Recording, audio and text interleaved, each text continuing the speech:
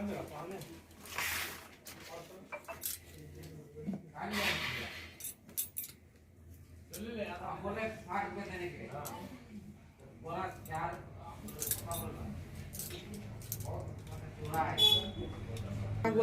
महात्मा पहला अध्याय। देवर्षि नारद की भक्ति से भेंट।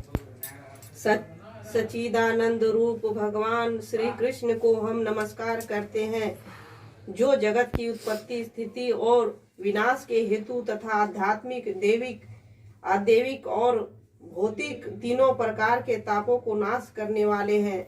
जिस समय सुखदेव जी का यज्ञोपवित्र संस्कार भी नहीं हुआ था तथा लौकिक वैदिक कर्मों के अनुष्ठान ही संन्यास लेने के लिए घर से जाते देखकर उनके पिता व्यास जी विरह से कतार होकर पुकारने लगे, बेटा बेटा तुम कहाँ जा रहे हो। उस समय वृक्षों ने तन्मय होने के कारण श्री सुखदेव जी की ओर से उत्तर दिया था, ऐसे सर्वभूत हृदय स्वरूप श्री सुखदेव मुनि को मैं नमस्कार करता हूँ।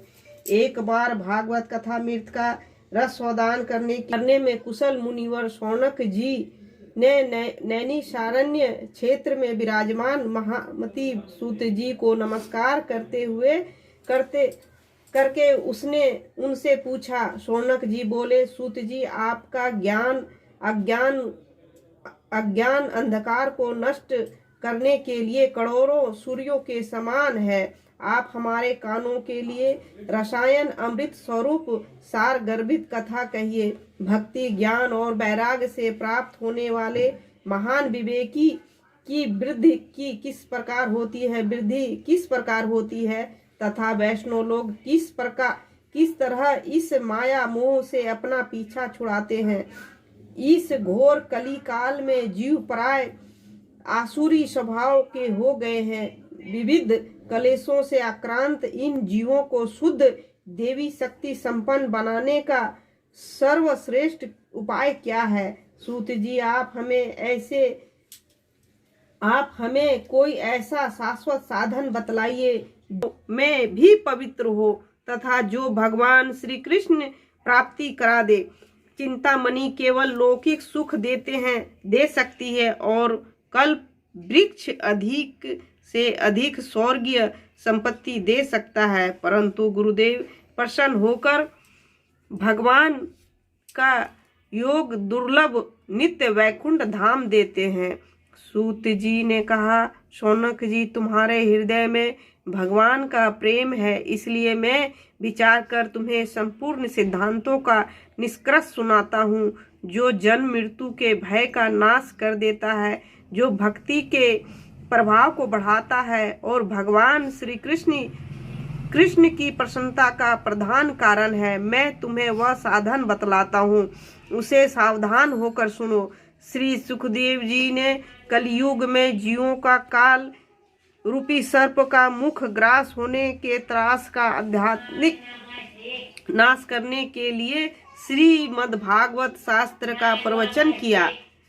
मन की शुद्धि के लिए इससे बढ़कर कोई साधन नहीं है।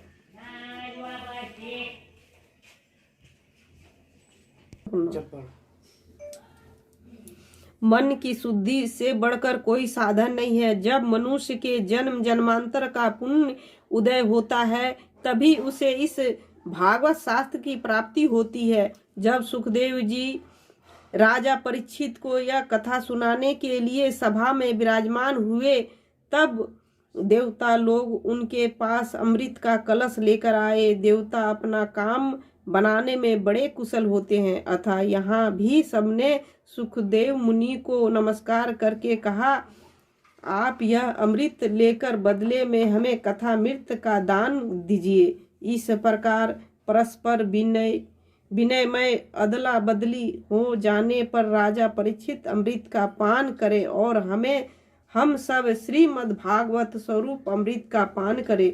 इस संसार में कहाँ कांच और कहाँ अमूल्य मणि तथा कहाँ सुधा और कहाँ कथा। श्री सुखदेव जी ने यह सोचकर उस समय देवताओं की हंसी उड़ा दी।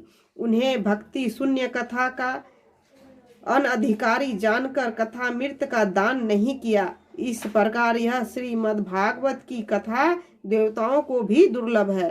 पूर्व काल में श्रीमद् भागवत के श्रवण से ही राजा परीक्षित की मुक्ति देखकर ब्रह्मा जी को बड़ा ही आश्चर्य हुआ था। उन्होंने सत्यलोक में तराजू बांधकर सब साधकों को तौला। सभी साधन तौलने में हल्के